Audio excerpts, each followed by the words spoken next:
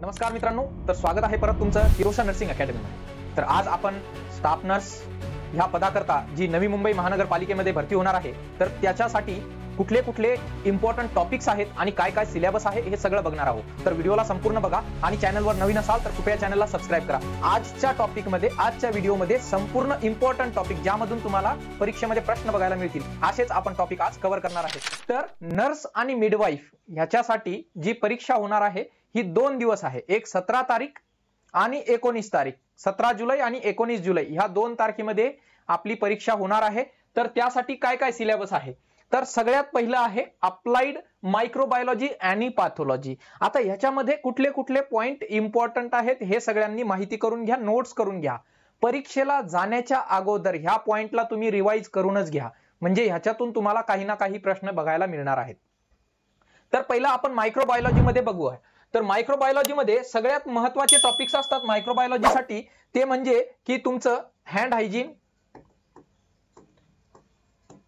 Hygiene, त्यानंतर दुसरा important topic असतो मायक्रोबायोलॉजी मध्ये स्टँडर्ड प्रिकॉशन,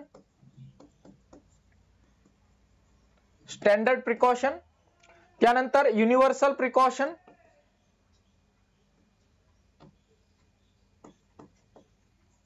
सगळ्यांनी टॉपिक लिहून घ्या। युनिव्हर्सल प्रिकॉशन मायक्रोबायोलॉजी मध्ये तुम्हाला जी आहे चेन ऑफ इन्फेक्शन,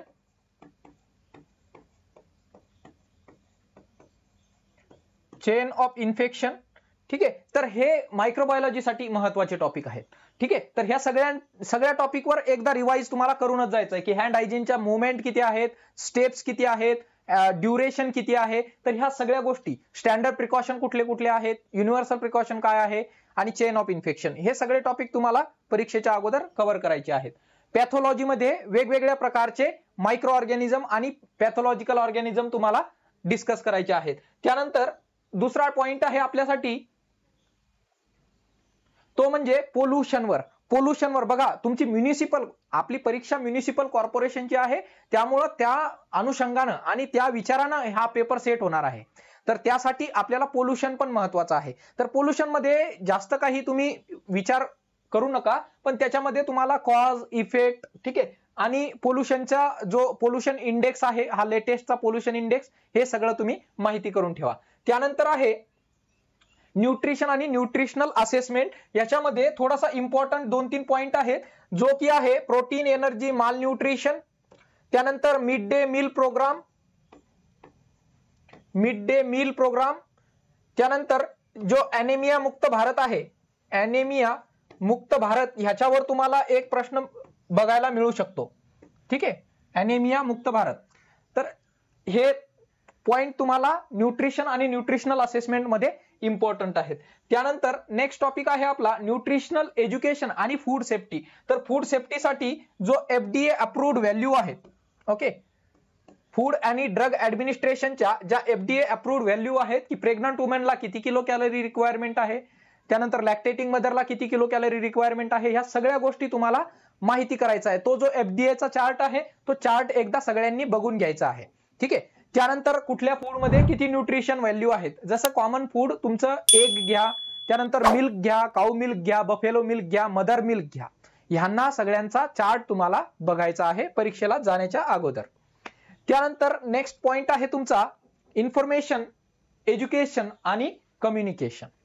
ह्याच्यामध्ये तुम्हाला सगळ्यात महत्त्वाचा असतो, ज्याच्यावर की रिपीटेड क्वेश्चन बघायला मिळतात तुम्हाला, तो म्हणजे कम्युनिकेशनचा चॅनल, कम्युनिकेशनचे चॅनल आणि बॅरियर्स इन कम्युनिकेशन,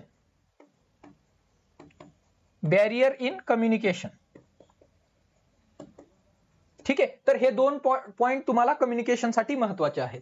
त्यानंतर नेक्स्ट पॉइंट आहे बिहेवियर चेंज, कम्युनिकेशन, इंडिव्हिज्युअल आणि फॅमिली एज्युकेशन, ठीक आहे। तर ह्याच्यामध्ये जास्त नाही वाचलं तरी चालेल।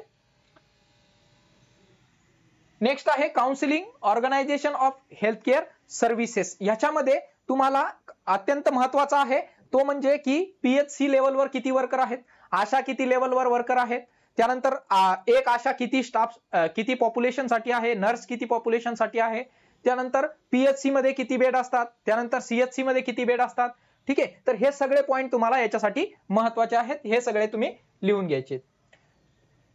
त्यानंतर हे सगळं कव्हर कुठून होणार, तर ह्याच्यासाठी आपला स्पेशल कोर्स आहे जो की केडीएमसी, डीएमईआर, एनएमएमसी. बघा आपण वेगवेगळं काही करत नाहीये, कुठलीही एक्झाम येऊ द्या. मी हमेशा सांगतो तुम्हाला की परीक्षेची तयारी अशी करायची की कुठलीही एक्झाम येऊ द्या, एकच कोर्स मी जॉईन करेल आणि कुठल्याही एक्झाम साठी तो मला फुलफिल करेल. तो म्हणजे आपला केडीएमसी, डीएमईआर आणि एनएमएमसी चा फुल महाराष्ट्रासाठी स्पेशल कोर्स जो की आपण मराठी आणि हिंदी मधून शिकवणार आहे. तो आपला ऑफलाईन आणि ऑनलाईन दोन्ही बॅच आहेत. याच्यामध्ये आपला हा कंप्लीट कोर्स आहे. यामध्ये थिअरी पण आहे, प्रॅक्टिकल पण आहेत, टेस्ट पण आहेत. त्यानंतर तुम्हाला इमेज बेस, व्हिडिओ बेस सगळे क्वेश्चन आणि पीडीएफ नोट्स हे सगळे याच्यामध्ये कव्हर आहे. जर तुम्ही आतापर्यंत किरोशा नर्सिंग अकॅडमी ऍप डाउनलोड केली नसेल तर कृपया ऍप डाउनलोड करून घ्या.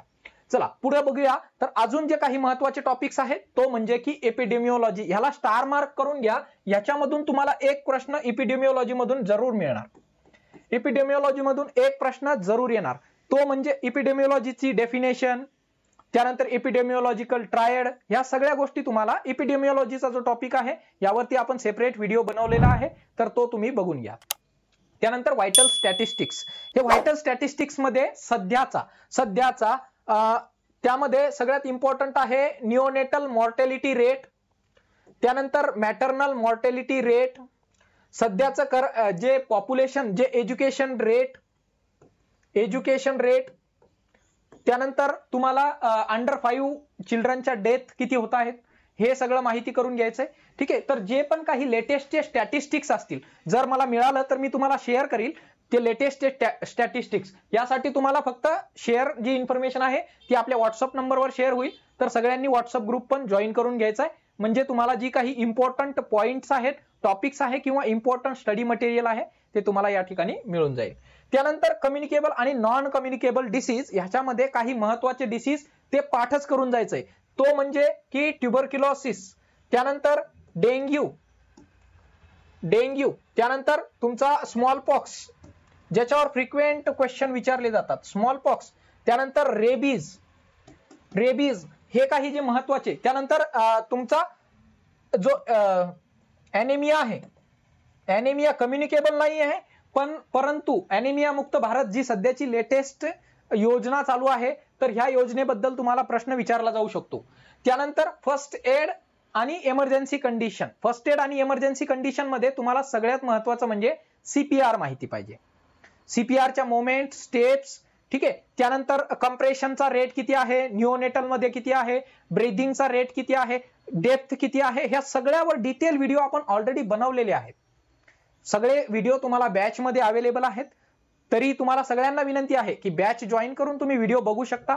ठीक आहे, आणि किरोशा नर्सिंग अकॅडमीच्या युट्यूब चॅनलवर सुद्धा तुम्हाला काही फ्री व्हिडिओ अवेलेबल आहेत. सगळ्यांनी तो पण चॅनल सबस्क्राईब करून ठेवा.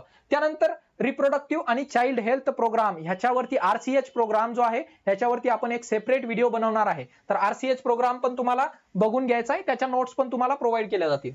त्यानंतर एसटीडी जे काही सेक्शुअली ट्रान्समिटेड डिसीज आहेत यावर पण तुम्हाला प्रश्न विचारले जाऊ शकतात. जसं की आता तुम्ही बघितलं असेल की मागच्या सीआरई मध्ये सगळं काही जे प्रश्न विचारले होते ते फक्त आणि फक्त या HIV या टॉपिक वर विचारले होते. त्यामुळे HIV हा जो HIV सिफायलिस झालं तर हे किंवा ह्युमन पॅपिलोमा व्हायरस ज्याच्यामुळे सिफायलिस होतो, तर हे जे काही कॉमन सेक्शुअली ट्रान्समिटेड डिसीज आहे हे पण तुम्ही बघून घ्या. त्यानंतर चाइल्ड हेल्थ आणि अडल्टसंट हेल्थ. चाइल्ड हेल्थ आणि अडल्टसंट हेल्थ मध्ये तुम्हाला फॅमिली एज्युकेशन ह्या टॉपिकवर प्रश्न विचारला जाऊ शकतो. त्यानंतर specialise role of community health nurse, याच्यावरती जास्त काही विचारलं नाही जाणार पण तुम्ही तरी पण बघून घ्याल. त्यानंतर नेक्स्ट आहे कम्युनिटी मेंटल हेल्थ. ओके, तर ह्याच्यामध्ये मेंटल हेल्थ ऍक्ट हा जो आहे हा खूप महत्वाचा आहे. तर मेंटल हेल्थ ऍक्ट